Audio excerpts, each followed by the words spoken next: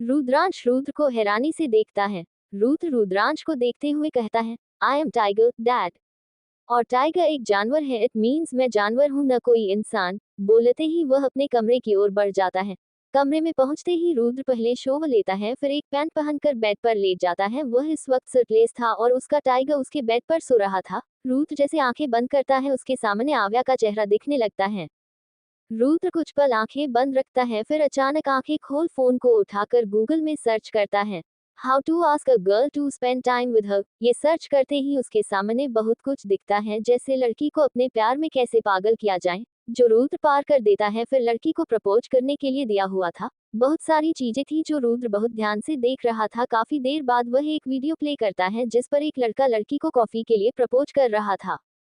काफी देर तक वह वीडियो देखता है, फिर फोन बंद करके आंखें बंद कर लेता है।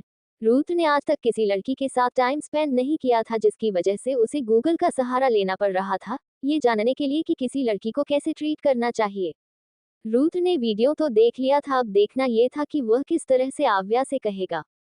सुबह हो चुकी थी, आज आव्या का हॉस्पिटल जाने का थोड़ा भी मूड नहीं था। आव्या अव्यान के कमरे में जाती है तो देखती है सहस्त्रा अपने गिले बालों को आईने के सामने खड़ी होकर पोंछ रही थी। आव्या बेड पर बैठकर कहती है, भाभी मैं सोच रही हूँ आज कहीं घूमने चले, आप मेरे साथ जाएंगी। सहस्त्रा आव्या को मायूसी से न में सिर हिलाते हुए कहती है, नहीं हम नहीं जा सकते, हमें पेट में बहुत दर्द हो रहा है। आव्या तुरंत उठकर सहस्त्रा के पास जाते हुए परेशान भरी लफ्जे में कहती है, पेट में दर्द है, ज्यादा है क्या, मुझे देखने दीजिए। सहस्त्रा आव्या के यूं परेशान होने से एकदम से जवाब देती है, नहीं नहीं वो हमारा पीरियड स्टार्ट हो गया है तो वही है, हमें बहुत दर्द होता है। ये सुनकर आव्या की परेशानी कम हो जाती है और वह कहती है, इसकी भी मेरे पास दवाएं हैं, आप खाकर आराम कर लेना। सहस्त्रा बस हमें सिर हिलाती है। आव्या सहस्त्रा को दवाएं लेकर देती है और खुद सक्सेना हाउस से निकल जाती है, क्योंकि ध्रुवंश को भी अपने माफिया वर्ल्ड में काम था तो आव्या अकेले ही निकल जाती है। आव्या अकेले ही हर जगह घूमने लगती है, पर उसे क्या पता वो अकेले नहीं थी, उसके साथ हमेशा उसका सन की आशिक पागलों की तरह उसके पीछे रहता था, भले वह आव्या के पास होने पर दिखाता नहीं था। रास्ते पर एक पानीपुरी के ढेले पर आव्या खड़ी थी। पानीपुरी देख उसके मुंह से पानी आ रहा था। वह जल्दी से पानीपुरी वाले को देखकर कहती है, भैया जल्दी से पानीपुरी लगा दीजिए। पानीपुरी वाला आव्या को एक बाउल देता है और उसे पानीपुरी देने लगता है। आव्या बड़ा सा मुंह खोले पानीपुरी खाने लगती है। वहीं जीप के बोनट पर बैठा रुद्र उसे पानीपुरी खाता देख धीरे से कहता है, हाउ डिस्गस्टिंग। आव्या खा ही रही थी, तभी उसकी नजर अचानक रुद्र पर पड़ती है। वह जैसे ही रुद्र को देखती है, रुद्र दूसरी तरफ देखने लगता है जैसे उसने आव्या को देखा ही न हो। आव्या उसे देखते ही जोर से चिल्लाती है, हेलो खड़ूस। वहां आसपास लोग सब सुन लेते हैं और आव्या को देखने लगते हैं, पर रुद्र ऐसा दिखाता है जैसे उसने सुना ही न हो। आव्या बाउल रखती है और जल्दी से पानीपुरी वाले को पैसा देकर रुद्र की ओर बढ़ने लगती है। आव्या रुद्र के पास पहुंचते ही कहती है, बहरे हो क्या, मैं तुम्हें कब से बुला रही हूँ। रुद्र आव्या को देखते हुए कहता है, वाई। रुद्र का सवाल भरी बात सुन आव्या की भौहें चढ़ जाती हैं। वह रुद्र को घूरते हुए कहती है, इतना रूड, ऐसे रूड बनते रहे न तो सिंगल ही बुढ़े हो जाओगे। एंड बाय द वे मुझे भी कोई शौक नहीं है तुम्हें बुलाने का, वो तो उस दिन तुमने मेरी हेल्प की थी तो मैंने सोचा तुमसे बात कर लूं, पर तुम तो। बोलते ही आव्या जाने लगती है। आव्या एक कदम आगे बढ़ाती तभी रुद्र उसका हाथ पकड़ लेता है। आव्या मुड़कर रुद्र के पकड़े गए हाथ को देखती है, फिर रुद्र को। रुद्र तुरंत आव्या का हाथ छोड़कर अपने सिर पर उंगली रब करते हुए कहता है, हेल्प के बदले मुझे भी कुछ चाहिए। आव्या भौहें चढ़ाए अपने हाथ बांधे कहती है, क्या चाहिए। रुद्र बहुत ही सीरियस होकर कहता है, क्या तुम मेरे साथ कॉफी पीने चल सकती हो। रुद्र का चेहरा देखकर कोई नहीं कह सकता कि वह एक लड़की को कॉफी के लिए इनवाइट कर रहा है।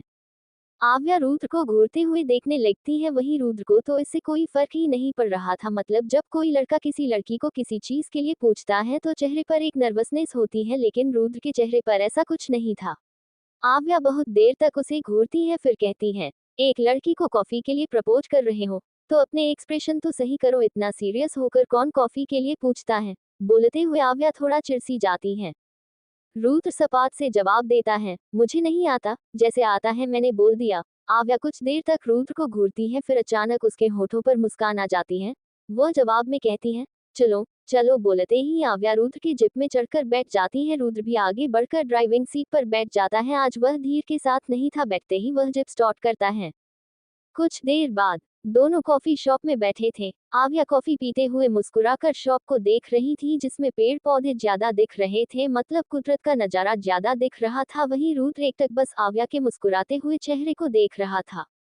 एक लड़का जो कॉफी सर्व करने का काम करता है, वह कॉफी देने के जा रहा था, पर तभी कुछ लड़के जो आव्या के साइड पर बैठे हुए थे, उनमें से एक अपना पैर अड़ा देता है, जिससे वह कॉफी सर्व करने वाला लड़के का बैलेंस बिगड़ जाता और कॉफी उससे छूटकर आगे आव्या की ओर गिरने वाला होता है। पर रुद्र तुरंत आव्या का हाथ पकड़ अपनी तरफ खींच लेता है, जिससे आव्या सीधे रुद्र के ऊपर गिरती है और उसका पकड़ा हुआ पूरा गर्म कॉफी रुद्र के ऊपर गिरता है। आव्या के ऊपर गिरने वाला कॉफी चेयर पर गिरकर आव्या के पैर पर थोड़ा छिंटक जाता है, जिससे उसके मुंह से आह निकल जाती है। आव्या ने इस वक्त एक वन पीस पहना था जो घुटनों के थोड़ा नीचे था और ऊपर से एक जैकेट पहनी थी। आव्या की आह सुन रुद्र का फेस एकदम से डार्क हो जाता है। उसे अपने ऊपर गिरे कॉफी से कोई फर्क नहीं पड़ा था, लेकिन आव्या के पैर पर हल्की एक छींटे से रुद्र खून जैसे लाल आंखों से उस लड़के को देखता है।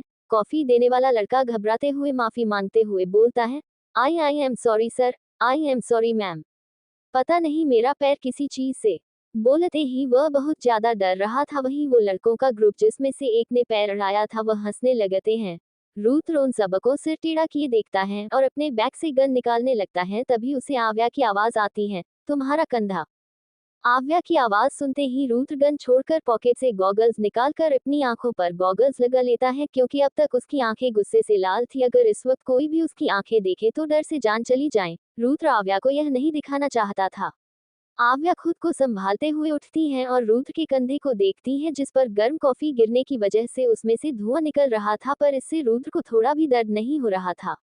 आव्या रुद्र के कंधे को देखती है, फिर उन लड़कों की तरफ जाती है जो हंस रहे थे। आव्या उन सबके पास जाते ही पैर फैलाए लड़के का कॉलर पकड़ लेती है। आव्या ने ये नहीं देखा था कि किसने पैर अड़ाया था और किसने नहीं। जो लड़का उसे पैर फैलाए बैठा दिखा, उसका ही आव्या ने कॉलर पकड़ लिया। आव्या उसके कॉलर को पकड़ गुस्से में देखती है। वह लड़का आव्या को ऊपर से नीचे बहुत ही गंदी नजरों से देखता, जो देखकर रुद्र से बिल्कुल भी बर्दाश्त नहीं हो रहा था। रुद्र की नसें ऐसे उभरने लगी थी जैसे अभी उखड़कर बाहर आ जाएं। वह लड़का खड़ा होकर आव्या के कमर को पकड़कर करीब खींच लेता है और बहुत ही बेशर्मी से कहता है, हे बेब, अगर मुझे पता होता इतनी सेक्सी गर्ल बैठी है तो मैं बीच में पैर नहीं अड़ाता।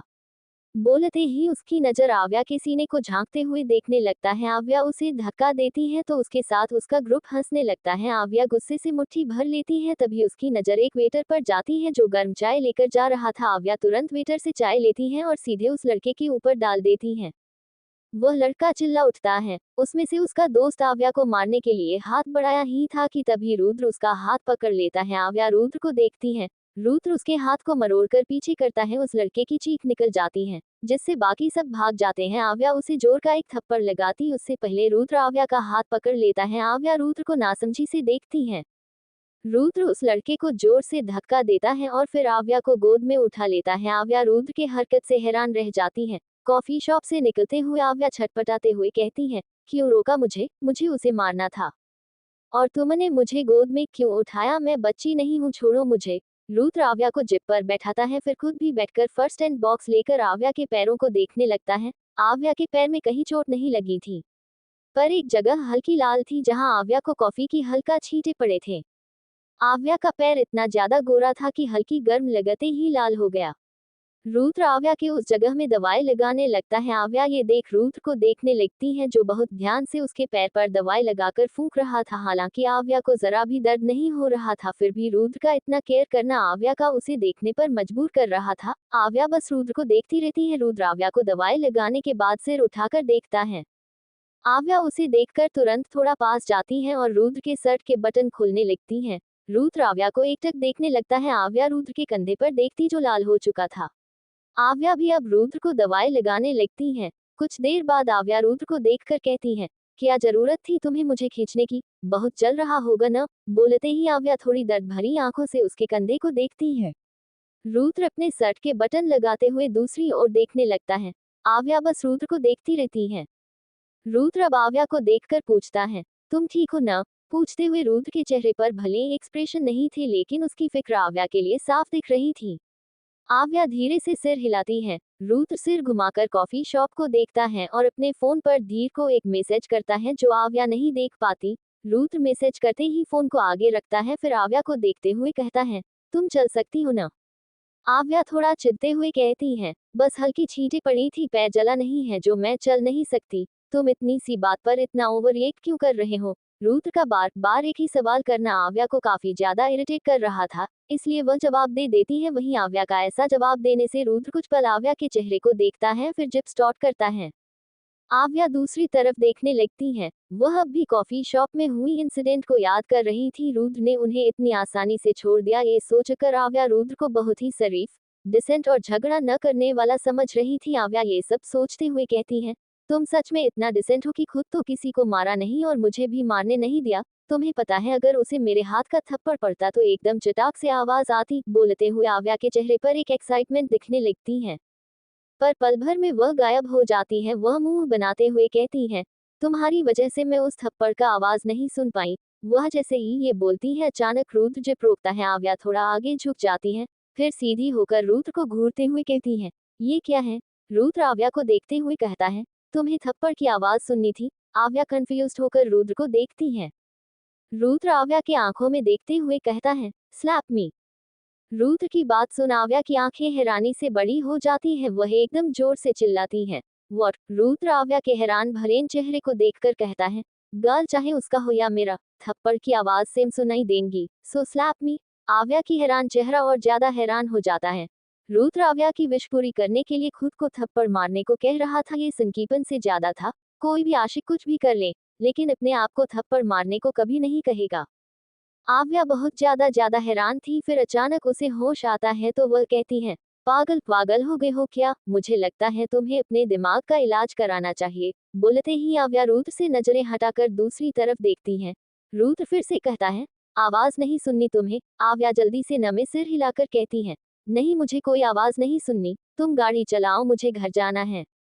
रुद्र आव्या को एक नजर देख जिप स्टार्ट करता है। वहीं आव्या कभी कभी रुद्र को देखती फिर दूसरी तरफ देखती। ऐसे ही सफर तय होते हुए दोनों मंजिल पर पहुंच जाते हैं। वो था सक्सेना हाउस। आव्या घर को देखकर कहती है, तुम्हें कैसे पता मैं यहाँ रहती हूँ? कहीं तुम मेरा पीछा तो नहीं कर रहे हो? बोलकर आव्या रुद्र को शक भरी नजरों से देखने लगती है, पर रुद्र कोई जवाब नहीं देता। आव्या को भी उसके चुप होने से समझ आ जाता है कि अब ये नहीं बोलने वाला। आव्या जिप से उतरती है, फिर आगे बढ़ने लगती है, पर अचानक ही वह रुक मुड़कर रुद्र को देखती है जो उसे ही देख रहा था। आव्या रुद्र के पास जाकर कहती है, पहली मदद के लिए तो तुमने मुझे कॉफी के लिए पूछा, अब आज जो तुमने मेरी दूसरी मदद की उसके लिए तुम्हें कुछ नहीं चाहिए। रुद्र को समझ नहीं आता कि आखिर वह आव्या से क्या मांगे। वह कुछ बोलता तभी आव्या कहती है, चलो ठीक है, मैं ही तुम्हारी तरफ से बोल देती हूँ, आज कॉफी थी, कल लॉन्ग ड्राइव पर चलते हैं, ओके? बोलते ही आव्या मुस्कुराते हुए घर के अंदर चले जाती है। रुद्र आव्या को बस देखता रहता है। कुछ देर तक वह वहीं रहता है, तभी उसकी नजर ध्रुवंश पर पड़ती है। कुछ पल ध्रुवंश को देख रुद्र जिप स्टार्ट करता है और आगे बढ़ने को होता है, तभी आगे से अव्यान की कार रुकती है। अव्यान रुद्र को देखने लगता है तो वहीं रुद्र भी अव्यान को देखे जा रहा था। रुद्र और अव्यान दोनों की नजरें एक दूसरे से मिली हुई थी। रुद्र कुछ पल तक अव्यान को देखने के बाद अपना जिप पीछे करने लगता है।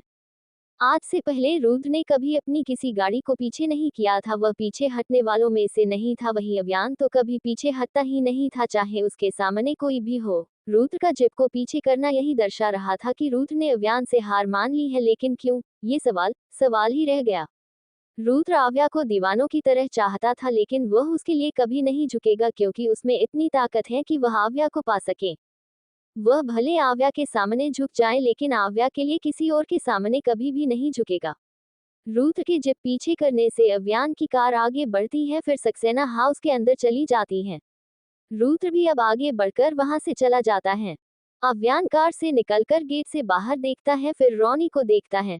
रोनी अव्यान के नजरों को समझकर कहता है, अपडेट मिली है कि आव्या इसके साथ थी। लगता है कि वो आव्या को पसंद करता है, क्योंकि आव्या जहां जाती है वो उसके पीछे हमेशा रहता है। अव्यान आगे बढ़ते हुए कहता है, सारी डिटेल्स निकालो इसकी। रोनी जल्दी से अव्यान के पीछे जाते हुए कहता है, कोशिश की थी हमने, पर कुछ हाथ नहीं लगा। बहुत पावरफुल से इसकी सारी डिटेल्स हाइड हैं। अव्यान कुछ पल रुकता है, फिर कहता है, ओके रैबिट की सिक्योरिटी हाई कर दो, बट ये हाइड रहना चाहिए। न रैबिट को पता हो और न ही किसी और को। रोनी हाँ बोलता है। अव्यान अपने कमरे की ओर बढ़ जाता है।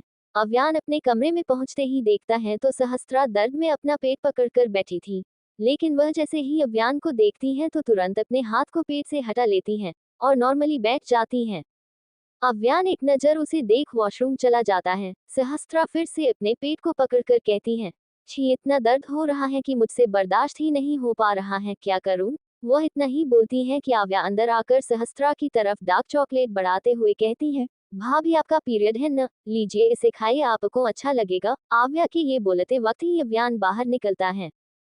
सहस्त्रा जैसे ही अव्यान को देखती है तो थोड़ा ऑकवर्ड सी हो जाती है।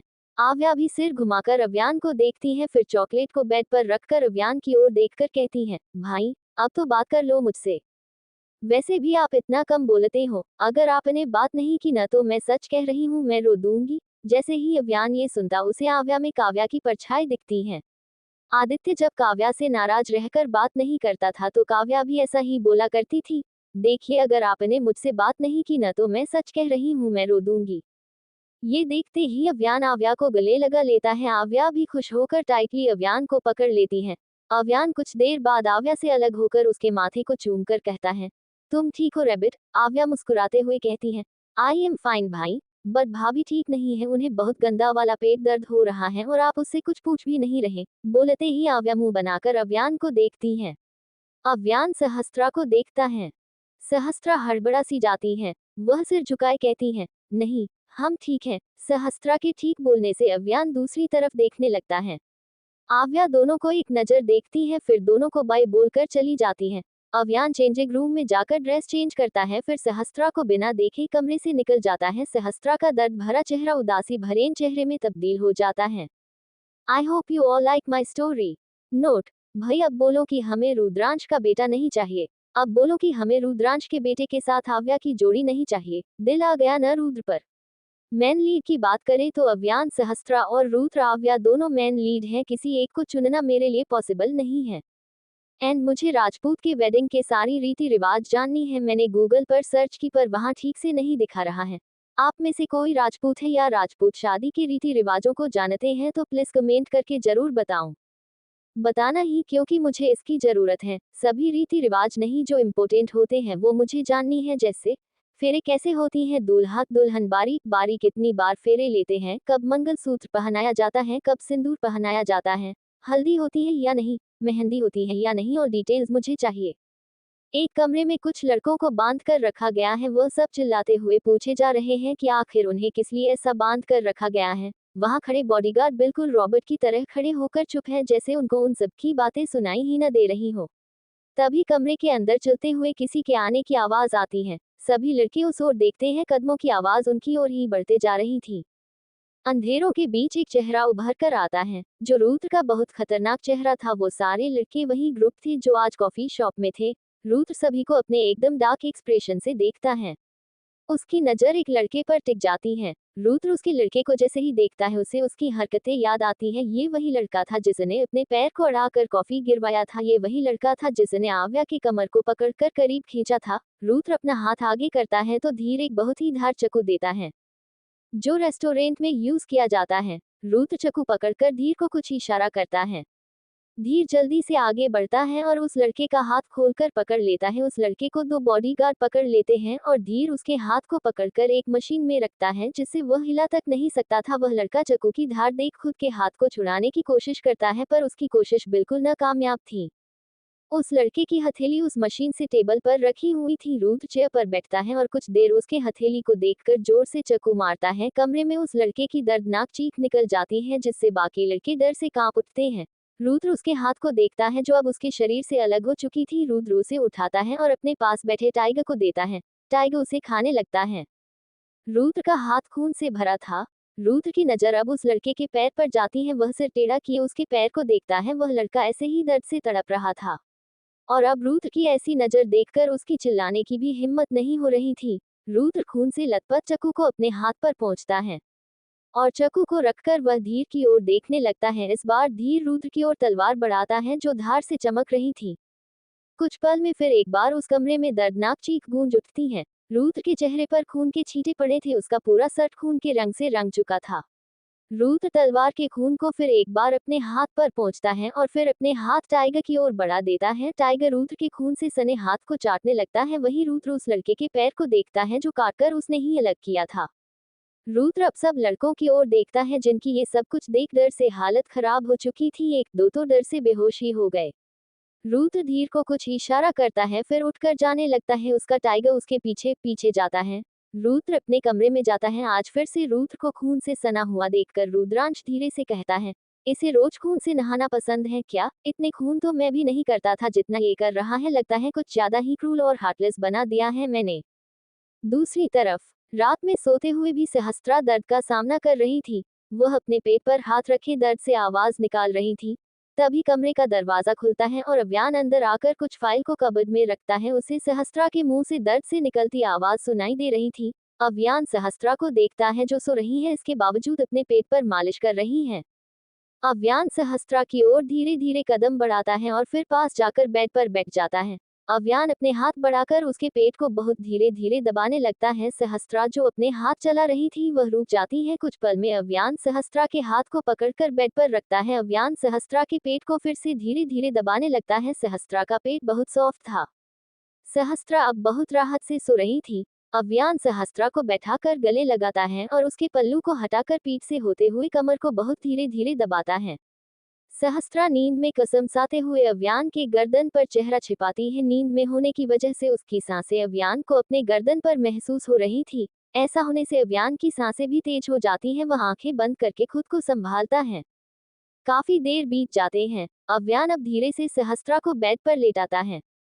अचानक उसकी नजरें सहस्त्रा के होंठ से थोड़ा नीचे एक छोटी सी तिल पर जाती हैं। इस वक्त सहस्त्रा बेड पर लेटी थी, वहीं अव्यान का एक हाथ सहस्त्रा के पीठ पर था। वह बिल्कुल उसके ऊपर उसके बहुत करीब था। अव्यान तिल को देखकर धीरे धीरे आगे बढ़ता है। वह अपने होठों से उस तिल को चुमने ही वाला था कि एकदम से उसे कुछ याद आता है। वह सहस्त्रा से दूर हो जाता है। अव्यान सहस्त्रा को अच्छी तरह से लेटाकर अपने हाथ को निकालता है और फिर कुछ पल सहस्त्रा को देखने के बाद वह कमरे से निकल जाता है। अगले दिन आव्या इस वक्त घर से थोड़ी दूर एक पेड़ के नीचे खड़ी थी। उसने जीन्स के साथ क्रॉप टॉप और ब्लैक जीन्स जैकेट पहनी है, बालों को खुला छोड़ा था और आंखों को छुपाते हुए गॉगल्स पहनी थी। सिर पर एक कैप थी। आव्या टाइम देखते हुए खुद से कहती है, कहाँ रह गया ये खड़ूस इंसान? कल जल्दी जल्दी में मैंने उसका नंबर भी नहीं लिया। बोलते ही वह इधर उधर देखने लगती है। तभी उसे ब्लैक कार आती हुई दिखती है। आव्या कार को अपनी तरफ आता हुआ देखती है। कार उसके पास पहुंचते ही रुक जाती है। आव्या कार को घूरते हुए देखती है।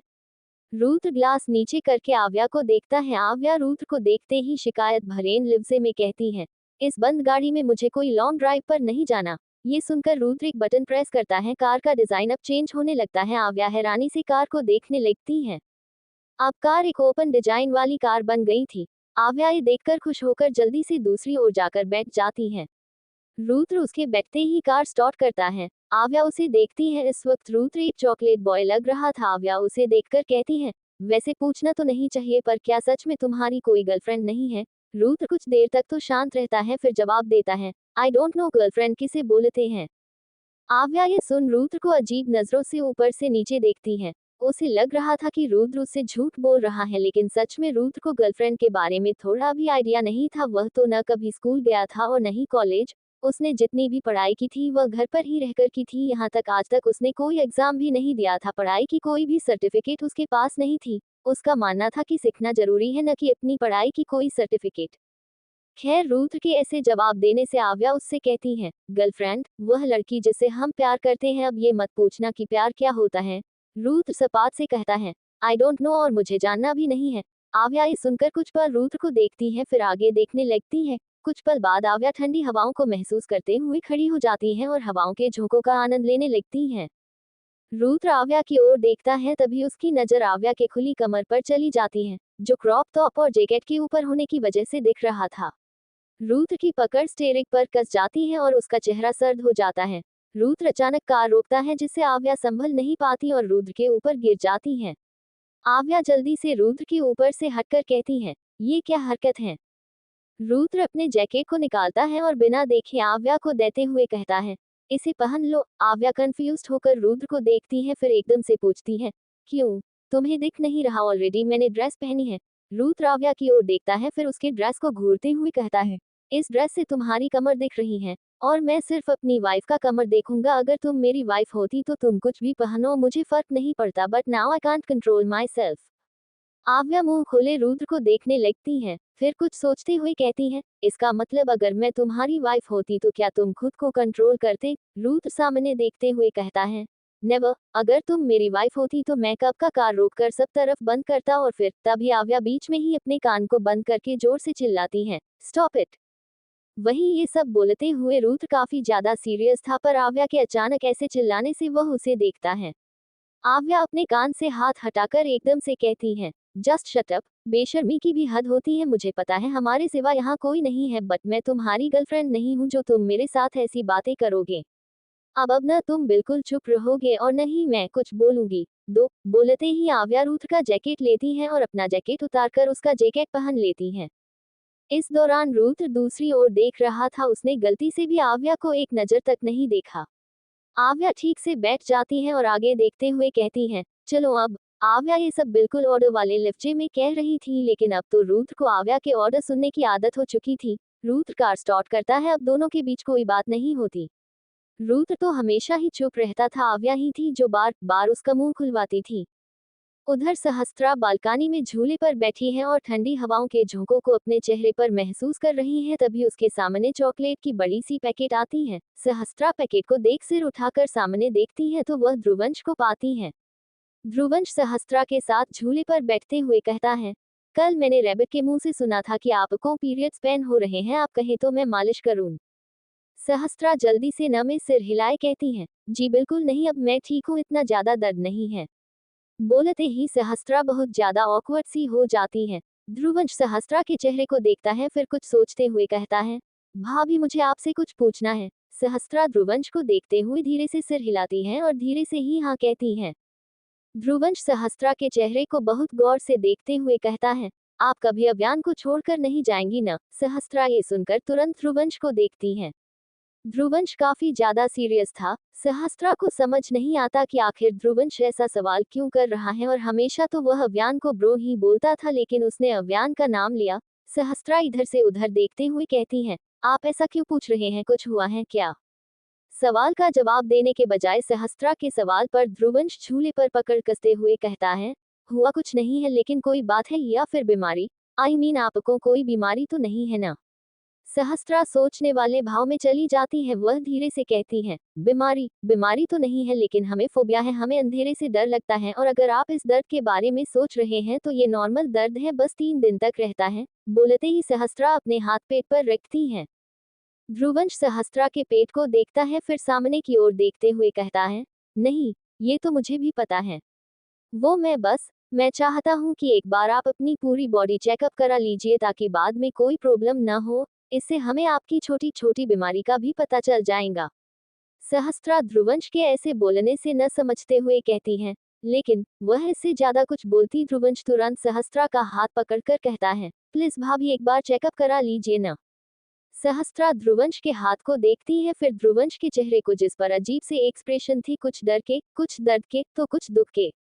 सहस्त्रा समझ तो नहीं पाती, पर ध्रुवंश के इतना ज्यादा रिक्वेस्ट करने पर मान जाती है। ये देख ध्रुवंश को एक शांति सी मिलती है, वह जल्दी से कहता है, ठीक है कल। सहस्त्रा बीच में ही बोलती है, कल नहीं, उसके नेक्स्ट दिन चलते हैं। ध्रुवंश ठीक है बोलता है और वहां से निकल जाता है। दूसरी ओर आव्या कार की बोनट पर बैठी आइसक्रीम खा रही है। उसके दोनों हाथ में आइसक्रीम है और वह बहुत मजे से खा रही है। रुद्र फोन में कुछ देख रहा था, वह फोन बंद करके पॉकेट में रखता है, फिर आव्या को देखता है। आव्या बिल्कुल बच्चों की तरह आइसक्रीम खा रही थी। खाते हुए उसके होठ के किनारे आइसक्रीम लगी थी। रुद्र ये देखकर आव्या के सामने खड़ा हो जाता है। आव्या सवालिया नजरों से उसे देखती है। रुद्र आव्या के बहुत करीब होकर उसके होठों को देखते हुए उसकी ओर बढ़ने लगता है। ये देखकर आव्या पता नहीं क्यों आंखें बंद कर लेती है। रुद्र आव्या के बंद पलकों को देखता है, फिर अपना हाथ बढ़ाकर अंगूठे से आव्या के होंठ पर लगी आइसक्रीम पोंछता है। आव्या के पूरे शरीर में सिरहंसी दौड़ जाती है। आव्या के हाथ से दोनों आइसक्रीम गिर जाती हैं। वह रुद्र के सीने पर हाथ रखे उसकी टी शर्ट को मुट्ठी में भर लेती है। रुद्र का चेहरा आव्या के चेहरे के बहुत करीब था। आव्या को अपने चेहरे पर रुद्र की सांसें महसूस हो रही थी। कुछ देर तक जब आव्या को कुछ भी महसूस नहीं होता तो वह आंखें खोलकर उसे देखने लगती हैं। रुद्र की नजरें आव्या की नजरों से मिल सी जाती हैं। आव्या रुद्र की आंखों में गहराई से देख रही थी। रुद्र आव्या के हाथ को खुद की टी शर्ट से छुड़ाकर कुछ कदम दूर हो जाता है। रुद्र को दूर जाता देख आव्या जल्दी से नीचे उतरती है, फिर आगे बढ़कर रुद्र को गले लगा लेती है।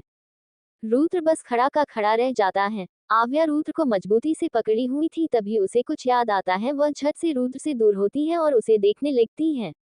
रुद्र बिना भाव के आव्या को ही देख रहा था।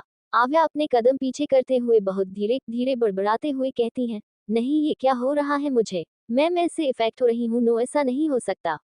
बोलते ही वह फिर से रुद्र को देखती है, जो अपने कदम बढ़ाते हुए आव्या की ओर ही आ रहा था। आव्या रुद्र को अपनी तरफ आता देख भागने लगती है। रुद्र सिर टेढ़ा किए आव्या को देखने लगता है। I hope you all like my story. Note: Rajput में 4 फेरे होते हैं, ये तो मुझे पता है, लेकिन हल्दी इतनी ज्यादा बार होती है, सच में बहुत ज्यादा डिफरेंट है। अब बस ये बता दो, मेहंदी होती है या नहीं? और हल्दी और मेहंदी किसके घर में होती है, दूल्हा या फिर दुल्हन?